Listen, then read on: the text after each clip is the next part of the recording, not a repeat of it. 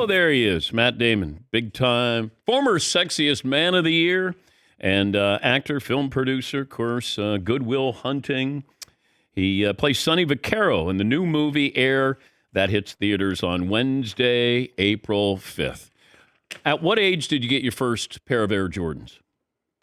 That's a good question. Late. I didn't really have the disposable income for them in high school when they came out. So I think I would have got them after college, actually. I was Uh, wondering, though, you grow up a Celtic fan. They wore Converse. And I don't know if you wouldn't have worn Air Jordans because Celtics, they didn't wear Air Jordans. no, he transcended the game. Those were definitely the hottest shoe. Before that it was, Adidas and Puma and, the fat laces and all of that that was very much what Ben and I in our high school. We went, there was one school in our city, so there were 3,000 kids. It was really like, a good kind of cultural touchstone for kind of what was going on, like what was the cool music, what was the cool, and I remember those shoes specifically just before the Jordans, and then the Jordans came and just changed everything. Were you an athlete? No, I was the first. I was in the first class to letter in theater. I have varsity letter in theater. Did you get a letter jacket for that? You had to buy the jacket, but I got the letter, and it had the little face of comedy and tragedy on it. But we had a great high school, but again, it was a really big school. So, for some context, Cambridge, where Ben and I grew up, was a basketball city. Like Pat Ewing lived on my street, or I should say, I lived on Pat Street. So Ben and I weren't making that basketball team. Obviously, when we were there, it was Ramil Robinson, and we'd win the state championship. We were in it every year. What do you remember about Ewing on your block? Well, Pat, the first game I ever saw in the Boston Garden, I was 10, and that was Pat's senior year.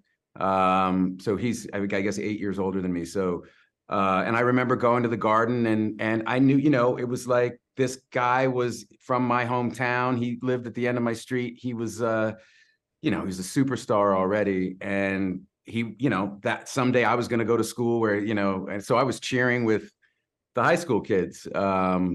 It was really exciting. I just remember it being really exciting. And I remember walking by him at like the River Festival down on Memorial Drive, and just, being all of 4'10" and walking by a 7-foot dude. It's like, oh my God. Yeah. How does this script get to you? I got Ben, sent it to me. He goes, Ben found it. You'd have to ask him how he found it. I don't remember how he found it or how he came across it, but he said, I read this thing. He goes, it's great. He goes, we should do this. We can do it really quickly. It's ready to go. And I read it, and I had that same, every time I picked this script up, I was stuck it's like when you bump into Goodfellas on TV, it's like, well, I'm here for 2 hours. I'm going to watch the rest of this. But the script felt like that. It was like, it was a page turner, and it was really exciting with all these characters. Really, it was a great kind of ensemble group it was fun thinking about, all right, who are we going to get to fill out this cast? And the parts were all just terrific. Well, you talked about this after the screening in New York, that working with Viola Davis, it's like, this is easy. I mean, we're wrapped by 10:30 in the morning, and now we got to figure out what we're doing for lunch. She was that great as she plays Michael Jordan's mom. Yeah. And that actually came from Michael. Ben went to see him before we got too pregnant with the movie. We basically, Ben said, well, I really need MJ's blessing. Like, I don't, we didn't want to do it. If he said, look, guys, that's not how anything happened. Don't just leave it alone. We would have left it alone. But actually what ended up happening was Ben went to talk to him, and he ended up, Ben called me after. I was in New York. I couldn't go down to Florida to see him. My kid had something that day. I can't remember, but I was waiting for Ben's call to see if we were going to go forward with this thing. Oh. And he goes, I got amazing news. He goes, I got great news and I got some bad news. I go, okay. And he goes, the great news is, he started to detail what Michael had told him. Michael was very specific about George Raveling being in the movie. Like, that was where he first heard about Nike, who he heard it from. And Howard White, as being these absolutely pivotal people in at that time and beyond, but specifically at that time. And then Ben was trying to get details about how everything went down, and Michael talked about his mother, and he talked about his mother with such reverence, and that it was really moving for Ben, and Ben started to realize how pivotal she was, like, for him in this deal, in his life, and everything. And Ben said, "Okay, well, all right." Well, so clearly he's thinking to himself, "Well, we gotta rework. We got to rework this script." But he goes, "Who should play your mom?" And before he got the sentence out, Jordan was like, "Viola Davis." And he was like, "Absolute, like, that's it." And so Ben said, the great news, he goes, "I know exactly what we got to do." Like, I have great direction for our rewrite. We have these 2 new characters to bring in, and we really need to expand Dolores Jordan and really make this hers. And I said, "Well, great. What's the bad news?" He goes, "We have to get Viola Davis." He goes, "If we don't get Viola Davis, we can't do the movie." I was like, "Oh, okay." And I was like, I think I said to him at that point, I was like, "That's like having to get Michael Jordan on your basketball team. Like, she's an American treasure." So, but we rolled up our sleeves and really went to work on the rewrite and tried to write her a part that was worthy of her, and thankfully she agreed to do it. And I mean, as you saw, she's just, and it is that thing. I mean, I joke, but it's, I'd show up for work and do, a 7-page scene with her. And when you do a 7-page scene, normally in movies, a 2-page scene is the longest you'll do. But I do a long scene with Viola, and we'd be done by 10:30 in the morning. And I've just been in one of the best scenes I've ever been in my career. And she's like, we're like, "What else are we going to do today?" Like, I think that just happened. Like, it's really awesome working with somebody of that caliber. How important is it to meet the person that you're going to portray in the movie? It depends. I've done it both ways, where I've played someone and not met them, and played someone and met them. It's not an imitation, and it's not, what this movie really was trying to do was capture the spirit of these people, right? It's, we don't look like them. We're not, it's not about specifically who said what. And because 40 years later, everyone's got their own narrative of how exactly everything happened. And, but I did speak with Sonny, and what was really interesting, because, famously after this whole landmark deal, completely historic deal happened, these relationships all frayed and fractured, and, kind of, people got fired and people left, and, there was like sense of betrayal and acrimony and all this stuff. But what Sonny said was, "Look, this time that you're making this movie about was the most joyful time. This was just," he goes, "we were just great friends." And I think they all understand now. I mean, Sonny and Phil they're in their 80s, and looking back, like, at what an amazing thing that they accomplished, and that all that stuff feels like it's kind of water under the bridge, at least when they kind of look back now. I think it's not all jumbled together the way it might have been 30, 40 years ago. It's like, they're very generous about each other, at least in the conversations I've had with them. It's not exactly De Niro and Raging Bull, but you did gain some weight here, playing Sonny Vaccaro. How it's not stressful gaining weight, it's stressful losing weight. Yeah, no, exactly. I can look at a pizza and gain 20 pounds.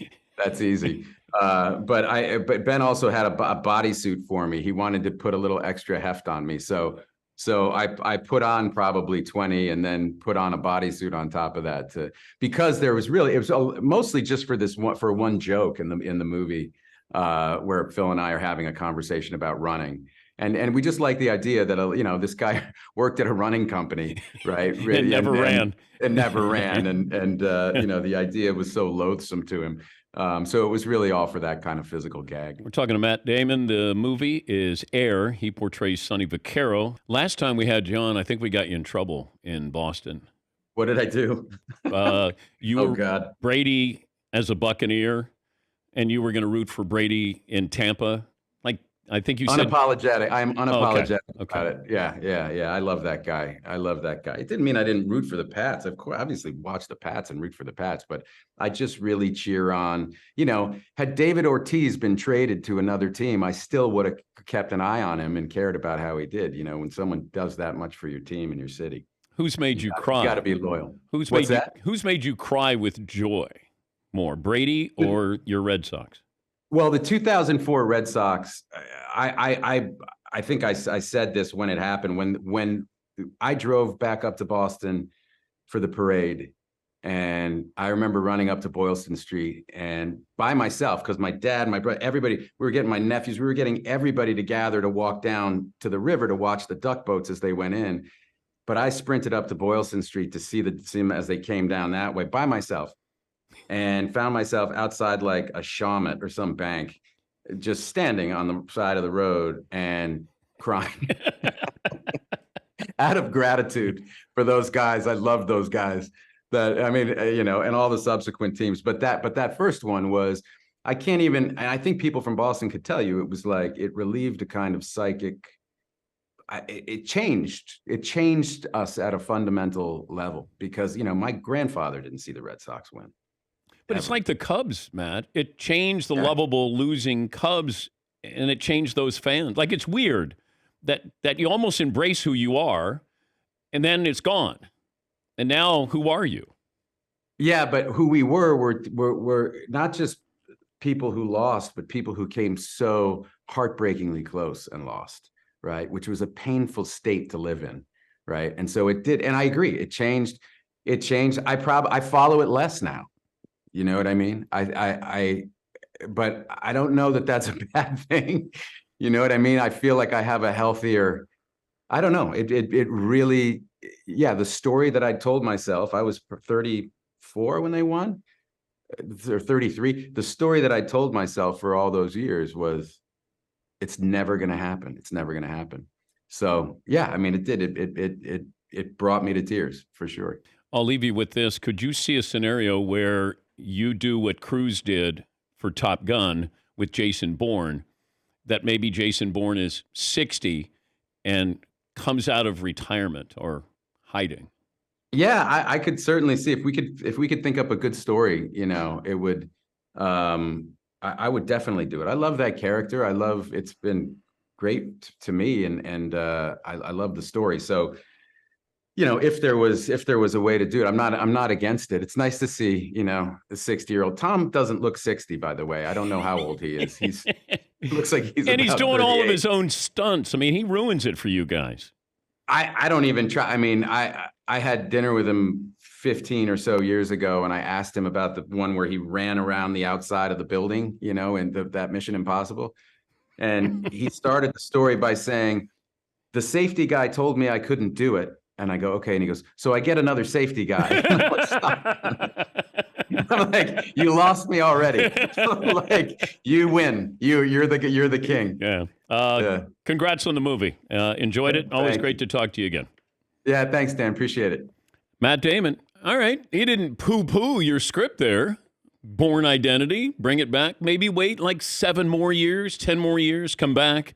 And then he could be his version, Jason Bourne's version of Maverick, Top Gun Maverick. Yeah, Paul. Jason Bourne back for one more payday. Yeah.